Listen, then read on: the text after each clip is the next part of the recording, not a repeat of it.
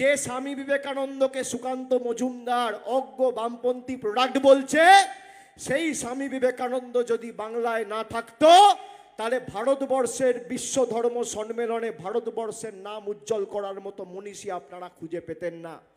এই বাংলা সেই বাংলা যে বাংলায় নেতাজি সুভাষচন্দ্র বোস আজাদ হিন্দ ফৌজ তৈরি করে ব্রিটিশদের ভিত নড়িয়ে দিয়েছিল। আর এই বাংলা সেই বাংলা আজকে যদি মমতা বন্দ্যোপাধ্যায় না থাকতো, এই শালবনী গর্বে তার মায়েদের ভাইদের সুশান্ত ঘোষের বন্দুক আর বোমের নিচে মাথা নিচু করে বেঁচে থাকতে হতো। পথ দেখিয়েছে বাংলা।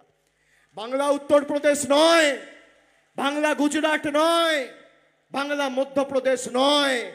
যারা বাংলার মানুষকে ভাতে মেরেছে, আমি আপনাকে কথা দিচ্ছি মায়েরা, আপনার লক্ষ্মীর ভান্ডার কেউ বন্ধ করবে না, আমাদের গ্যারেন্টি। আর একটা কথা আপনাদের দিয়ে যাচ্ছি আজকে সভা শেষ করার আগে, আপনারা যারা বাড়ির জন্য আবেদন নিবেদন করেছেন আপনারা শুনে রাখুন।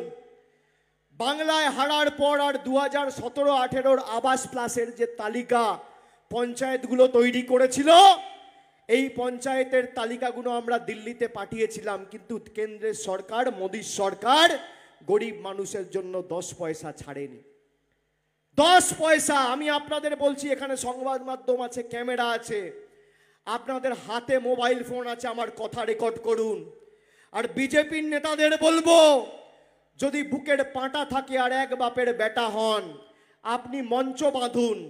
10 বছর মোদী ক্ষমতায় শালবনীর জন্য কি করেছে, আর 10 বছর 13 বছর আমাদের সরকার ক্ষমতায় শালবনী গড়বে তার জন্য কি করেছে।